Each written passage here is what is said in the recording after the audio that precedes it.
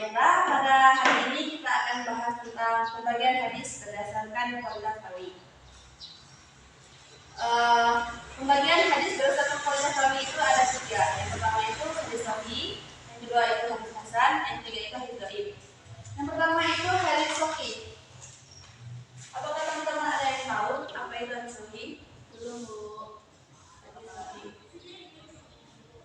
Oke, kalau teman-teman belum tahu, kita bahas bersama. Hadis sahih adalah secara bahasa, hadis sahih berarti sehat lawan dari kata sakit. Sedangkan menurut secara istilah, hadis sahih yaitu hadis yang sanadnya bersambung dari awal sampai akhir dan terpenuhi syarat-syarat hadisnya. Kemudian apa sih syarat-syarat hadis sahih? Syarat-syarat hadis sahih itu ada 5. Yang pertama itu sanadnya bersambung, harus mendengar langsung dari gurunya. Apabila satu rawi yang tidak mendengar langsung maka tidak sahih atau bersambung. Yang kedua itu diriwayatkan oleh rawi yang adil, yaitu sifat yang adil dari perawi, yaitu yang tidak merusak marwahnya atau harga dirinya. Yang ketiga itu dhabit, atau ingatannya yang kuat. Berarti kalau membuat ini hadis sahih itu perawinya itu harus mempunyai ingatan yang kuat, mempunyai hafalan yang kuat. Jadi seketika disuruh menghadiri ini hafalannya, dia itu selalu ingat kapanpun hafalannya itu. Jadi seorang perawinya itu harus mempunyai ingatan yang kuat atau dhabit. Yang keempat itu tidak adanya syadz atau tidak bertentangan atau penolakan dari orang satu dengan orang yang kedua tentang berita tersebut.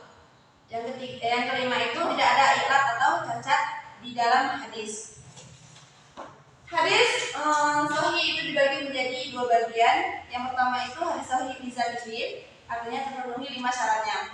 Yang kedua itu hadis sahih li ghairi, artinya tidak terpenuhi 5 syarat, tapi mendapatkan bantuan dari jalur yang lain. Yang kedua itu adalah hadis hasan. Apa itu hadis hasan? Hadis hasan.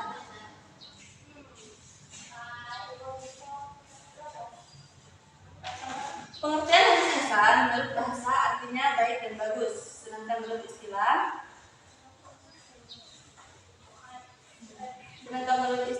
menurut Imam Tirmizi, hadis hasan adalah hadis yang tidak berisi informasi yang bohong, tidak bertentangan dengan hadis lain dan Al-Quran, dan informasinya tidak kabur serta memiliki lebih dari 1 sanad.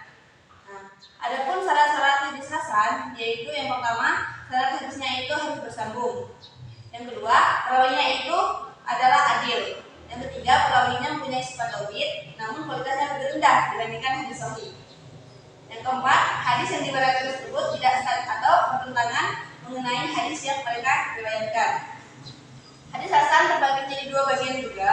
Yang pertama itu hadis hasan bizatihi, yaitu hadis yang dirinya sendiri telah memenuhi kriteria hasan, sebagaimana telah disebutkan, dan tidak memerlukan bantuan yang lain untuk mengangkat derajat hadis hasan. Yang kedua itu hadis hasan li ghairihi, artinya hadis yang sanadnya ada rawi yang tidak diakui keahliannya, tetapi dia bukanlah orang yang banyak melakukan kesalahan dalam meriwayatkan hadis.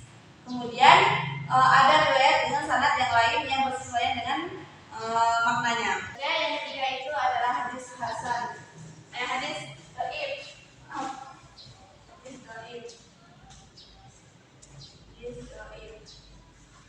Apa itu hadis dhaif? Hadis dhaif itu menurut bahasa yaitu lawan dari kata wan. Sedangkan menurut secara istilah, hadis dhaif adalah hadis yang di dalamnya tidak didapati syarat hadis sahih dan tidak pula didapati syarat hadis hasan. Apakah kalian ada yang tahu contoh hadis dhaif? Oke. Ibu kasih salah satu contoh hadis dhaif, yaitu contohnya ini. Diriwayatkan dari Musa bin Ubaidah dari Abu Hurairah radhiyallahu anhu mengatakan Rasulullah Shallallahu alaihi wasallam bersabda, segala sesuatu itu ada zakatnya. Zakat badan adalah puasa, puasa itu separuh kesabaran. Hadis tersebut juga digolongkan sebagai hadis dhaif karena Umar bin Ubaidah dinilai lemah oleh sekelompok ulama ahli hadis. Adapun ciri-ciri hadis dhaif yaitu yang pertama, hadisnya tidak bersambung. Yang kedua, dalam pribadi perawi hadisnya itu sepertinya kurang adil. Dan yang ketiga, hadisnya itu masih mengandung selisih atau pertentangan. Baiklah, dari penjelasan saya tadi, apakah ada yang ingin bertanya? Izin Bu. Iya, Lala. Baik Bu, di sini saya izin bertanya. Tadi kan Ibu sudah menerangkan tentang hadis Hasan, hadis Doi, dan hadis Sahih Doi. Nah, di sini Bu, saya tadi kan kurang mengerti. Bolehkah Ibu tolong jelaskan kembali dan apa sih yang menjadi pembeda dari hadis tersebut? Sekian, terima kasih Bu. Baik, terima kasih atas pertanyaannya, Lala. Tadi kamu menanyakan perbedaan antara hadis Sahih, Hasan, sama hadis Dhaif. Oke, kalau hadis Hasan itu ingatannya itu kurang gimana sih? Kualitasnya itu kurang dibandingkan hadis Sahih.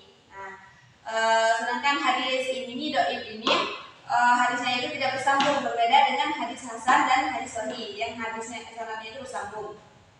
Dan juga hadis dhaif itu perawinya itu masih terdapat perilaku kurang adil.